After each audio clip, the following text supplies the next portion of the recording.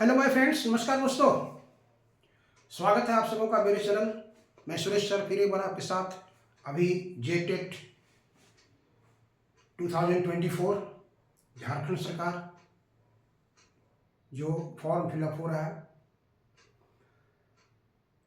उसमें update news अभी तक यही है कि 70,000 के आसपास फॉर्म जमा हो चुका है और नेक्स्ट वीक में सिलेबस आने की संभावना है।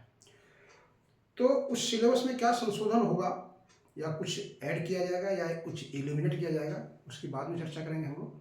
लेकिन जो भी सिलेबस रहेगा उसमें क्या क्या ऐसा चीज़ है जो हमेशा रहेगा ही, उसको एलिमिनेट कर नहीं सकता है। वो है general studies, general science, general knowledge, environmental से रिलेटेड बातें, कुछ साइंस से रिलेटेड बातें। तो इससे रिलेटेड हमने आपके पास वीडियो स्टार्ट किया है एमसीक्यू के रूप में, जो बहुत ही लाभदायक होगा। अगर आप चैनल से पहले जुड़ रहे हैं, पहली बार है आप, तो इसको लाइक सब्सक्राइब कर दीजिए और फिर अपने दोस्त या आपके सगे संबंधी जो भी हैं जो जेटेट में लगे हुए हैं उनको आप बताइए। यहाँ से बहुत फ़ायदा होगा। और इसके पहले मेरा एक सेट अपलोड हुआ है, सेट 1।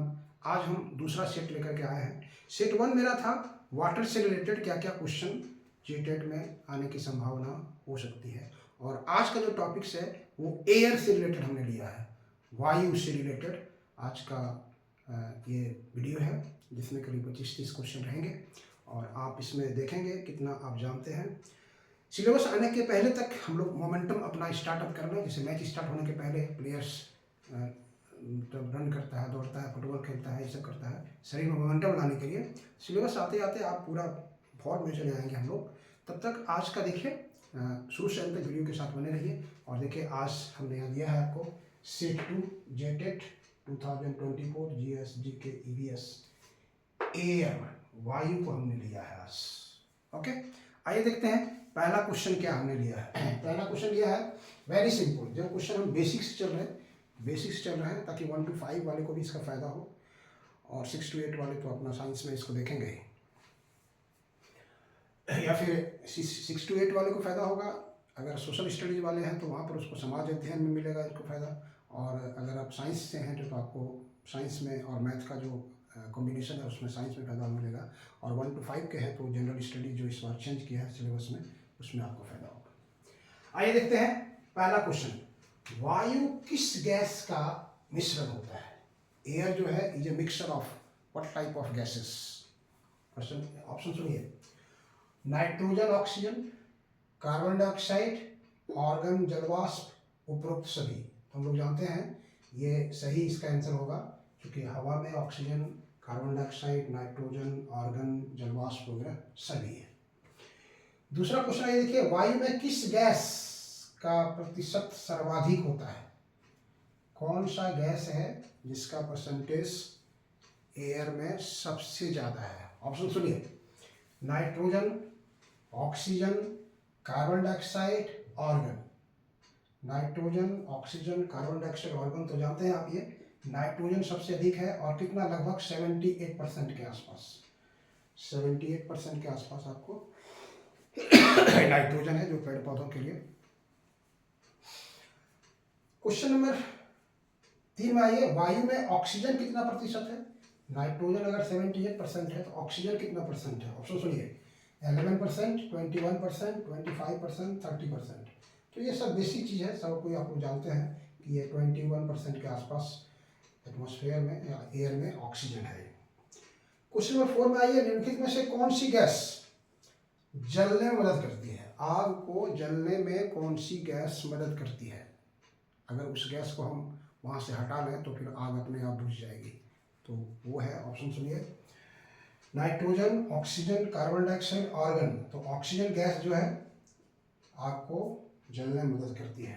अगला क्वेश्चन देखिए, क्वेश्चन नंबर 5। कौन सी गैस आग बुझाने में काम करती है? कौन सी गैस है आग बुझाने में मदद करती है? Nitrogen, oxygen, carbon dioxide, organ. तो आप जानते हो कार्बन डाइऑक्साइड गैस जो होता है आग बुझाने में मदद करती है। वायु में कार्बन डाइऑक्साइड की मात्रा कितनी होती है? वायु में कार्बन डाइऑक्साइड की मात्रा कितने प्रतिशत होती है? 0.01%, 0.02%, 0.03%, 0.05%। तो आप जानते हैं 0.03% के आसपास हवा में कार्बन डाइऑक्साइड है। 7 आइए, पेड़ पौधे भोजन बनाने के लिए किस गैस का इस्तेमाल करते हैं? प्लांट्स जो है भोजन बनाने के लिए फोटोसिंथेसिस प्रक्रिया आप जानते हैं, उसमें कौन सा गैस इस्तेमाल होता है? Nitrogen, oxygen, carbon dioxide, argon. तो आप जानते हैं कार्बन डाइऑक्साइड गैस ही पेड़ पौधों को भोजन बनाने में, इसलिए पेड़ पौधे दिन में क्या करते हैं? ऑक्सीजन छोड़ते हैं, जो हम लोग के लिए फायदा होता है, और रात में कार्बन डाइऑक्साइड होता है। कौन सी गैस पृथ्वी को गर्म रखने में मदद करती है? निम्न की कौन सी गैस पृथ्वी को गर्म रखने में मदद करती है? Nitrogen, oxygen, carbon dioxide, argon. तो कार्बन डाइऑक्साइड ये कंबल की तरह काम करता है, लेयर। कौन सी गैस पृथ्वी को गर्म रखने में मदद करती है? तो इसका सही ऑप्शन क्या होगा? Carbon dioxide.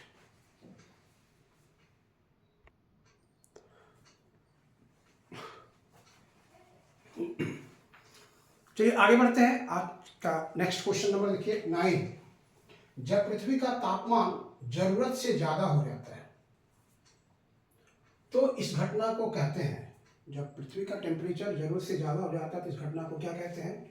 ग्रीन हाउस प्रभाव, रेड हाउस प्रभाव, येलो हाउस प्रभाव, ब्लू हाउस प्रभाव। क्या कहा जाता है उसको? Green house effect, red house effect, yellow house effect और फिर ब्लू हाउस इफेक्ट। तो ये ग्रीन हाउस इफेक्ट कहलाता है। ग्रीन हाउस प्रभाव की खोज किसने किया था? ग्रीन हाउस इफेक्ट की खोज किसने किया था? ऑप्शन सुनिए। Priestley, Thomas Edison, Chadwick, Jean Baptiste Fourier. Priestley, Thomas Edison, Chadwick, Jean Baptiste Fourier. तो ये इसकी खोज डी, जीन बैप्टिस्ट फ्यूरियर ने किया था।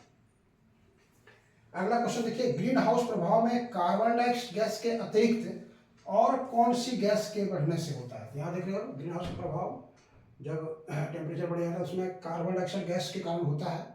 इसके साथ साथ और कौन गैस होता है? तो देखिए, ग्रीन हाउस प्रभाव कार्बन डाइऑक्साइड के अतिरिक्त और कौन सी गैस होता है? मीथेन, नाइट्रस ऑक्साइड, जलवाष्प, उपरोक्त सभी। मीथेन, नाइट्रस ऑक्साइड, जलवाष्प, उपरोक्त सभी। तो ये जो है उपरोक्त सभी, ये सभी गैस रिस्पॉन्सिबल है ग्रीन हाउस इफेक्ट के लिए। कौन कौन? Carbon dioxide, methane, nitrous oxide और फिर जलवाष्प।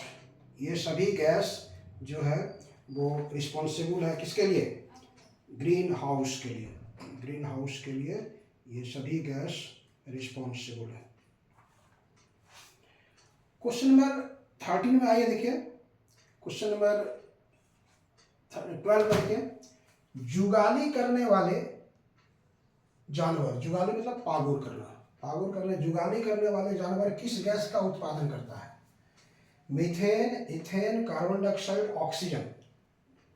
तो ये है इसका आंसर, मीथेन गैस उत्पन्न करता है वो। क्वेश्चन नंबर 13 में आइए, वायुमंडल की सबसे निचली परत को क्या कहते हैं हम लोग? एटमॉस्फेयर का जो परत है आप जानते हैं, सबसे नीचे वाला ट्रोपोस्फेयर, स्ट्रेटोस्फेयर, मेसोस्फेयर, आयनोस्फेयर। मतलब क्षोभ मंडल, समताप मंडल, मध्य मंडल, आयन मंडल, ये सब बंटवारा रहता है उसमें। तो कहता है वायुमंडल के सबसे निचली परत को क्या कहा जाता है? क्षोभ मंडल, समताप मंडल, मध्य मंडल, आयन मंडल। तो इसका आंसर होगा क्षोभ मंडल। क्षोभ मंडल इसका आंसर। क्वेश्चन नंबर 14 आइए, ध्रुव और विषुवत रेखा पर क्षोभ मंडल की ऊंचाई कितनी होती है? पोल पर कितना होता है और विषुवत रेखा, भूमध्य रेखा पर कितना होता है? किसका क्षोभ मंडल की ऊंचाई? देखिए 18 kilometre, 8 kilometre, 8 kilometre, 18 kilometre, 5 kilometre, 15 kilometre, 15 kilometre, 5 kilometre. तो क्षोभ मंडल की ऊंचाई ध्रुव पर होता है 8 किलोमीटर और विषुवत पर होता है 18 किलोमीटर। ये इसका ऑप्शन सही है। क्वेश्चन नंबर 15 में आते हैं, क्षोभ मंडल की औसत ऊंचाई होती है, क्षोभ मंडल की औसत ऊंचाई कितनी होती है? 10 किलोमीटर, 12 किलोमीटर, 13 किलोमीटर, 15 किलोमीटर। तो ये 13 किलोमीटर इसकी औसत ऊंचाई होती है। क्वेश्चन नंबर 16 में ये क्षोभ मंडल में कौन सी घटना घटती है? क्षोभ मंडल में कौन सी घटना घटती है? बादलों का बनना, आंधियों का चलना, बर्फ का गिरना, उपरोक्त सभी। तो क्षोभ मंडल में बादलों का बनना, आंधियों का चलना, बर्फ का गिरना, उपरोक्त सभी, ये सभी घटनाएं क्षोभ मंडल में घटती है। ये सभी घटनाएं क्षोभ मंडल में घटती है। ओके,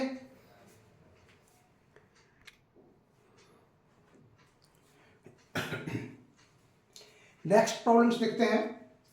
नेक्स्ट प्रॉब्लम है, क्षोभ मंडल में कितना मीटर ऊपर जाने पर तापमान 1 डिग्री सेंटीग्रेड कम हो जाता है।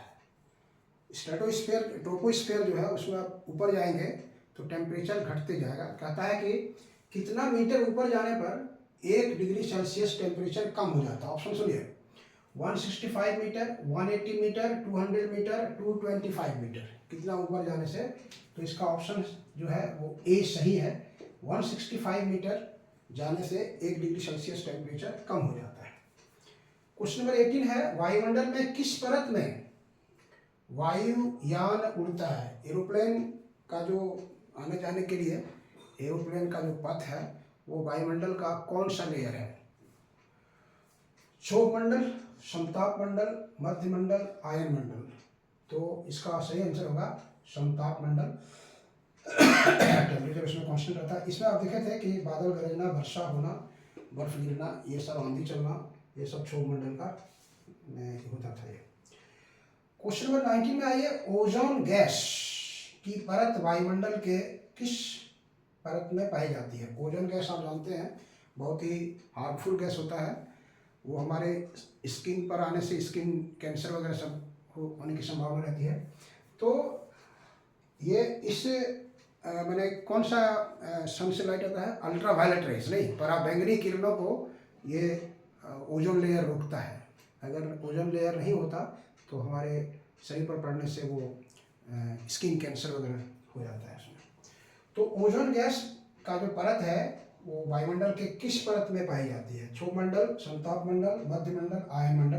तो इसका सही आंसर होगा समताप मंडल।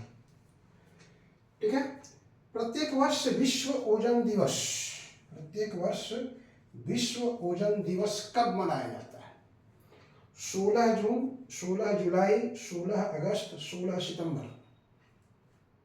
ओजोन वर्ल्ड ओजोन डे कब मनाया जाता है? इसका सही ऑप्शन है 16 सितंबर को हम लोग विश्व ओजोन दिवस मनाते हैं। ओजोन लेयर जो है सन से आने वाले अल्ट्रा वायलेट किरणों से, पराबैंगनी किरणों से, अल्ट्रा वायलेट रेज से हमारी रक्षा करती है। क्वेश्चन नंबर 21 आइए, रेडियो तरंगों का प्रसारण किस मंडल के कारण होता है?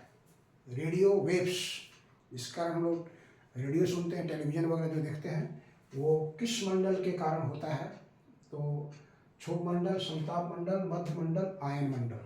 तो आप जानते हैं कि आयन मंडल जो है वो रेडियो वेव्स को रिफ्लेक्ट करता है और फिर हम लोग इसके कारण ही रेडियो सुनते हैं या टीवी देखते हैं। इसका सही ऑप्शन होगा आयन मंडल, आयन मंडल। क्वेश्चन नंबर 22 में आइए, वायु प्रदूषण के मुख्य गैस होता है? कौन कौन से ऐसे गैस है जो रिस्पॉन्सिबल फॉर एयर पोल्यूशन, जिसके कारण हवा जो है वो प्रदूषित हो जाती है? ऑप्शन सुनिए यहाँ पर, कार्बन मोनोऑक्साइड, सल्फर डाइऑक्साइड, ए और बी दोनों, इसमें से कोई नहीं। तो ए और बी दोनों, कार्बन मोनोऑक्साइड और सल्फर डाइऑक्साइड के चलते हवा प्रदूषित होती है और विभिन्न तरह की बीमारियां उत्पन्न होती है। फ्रिज या एसी से कौन सी गैस निकलती है? हम लोग फ्रिज चलाते हैं या फिर एसी चलाते हैं तो उसमें गैस डिस्चार्ज होता है। कौन सी गैस वहाँ से उत्पन्न होती है? तो वो कहता है CFC, फ्रियोन, मतलब कार्बोफ्लोरोकार्बन, इसको हम लोग फ्रियोन भी कहते हैं, carbon dioxide, nitrogen, sulphur dioxide. तो ये फ्रियोन गैस जो है वो फ्रिज या फिर एसी के चलने से उत्पन्न होता है।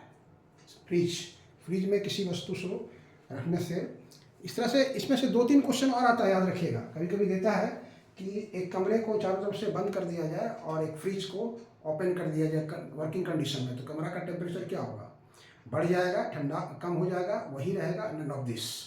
तो फ्रिज खुला रखने से आप जानते हैं कि वहाँ से फ्रियोन गैस बाहर निकलती है। ठंडा रखने का मतलब है कि टेम्परेचर खींच करके वो बाहर भेजता है, हीट को बाहर निकालता है, इसलिए कमरे का टेम्परेचर बढ़ जाएगा। ठीक है। ओजोन छिद्र को किस इकाई से मापा जाता है? ओजोन छिद्र को किस इकाई से मापा जाता है? डाल्टन इकाई, डीवाई इकाई, कैलोरी जूल। ओजोन का जो छिद्र है वो किस इकाई से मापा जाता है? तो इसका सही आंसर है डाल्टन। डाल्टन। और याद रखेंगे कि जब ये 200 डाल्टन यूनिट से नीचे हो गया ओजोन का लेयर, तब लोग कहते हैं कि उसमें छिद्र हो गया है, और तब अल्ट्रावायलेट रेस वहाँ से गुजरने की संभावना होती है। इसलिए ओजोन लेयर का जो थिकनेस है उसको हम लोग मापते हैं डाल्टन यूनिट से, और जब डाल्टन यूनिट का वैल्यू 200 आ जाता है, 200 से नीचे रहेगा, तब इसका मतलब है कि वहाँ पर ओजोन लेयर में छिद्र हो गया है।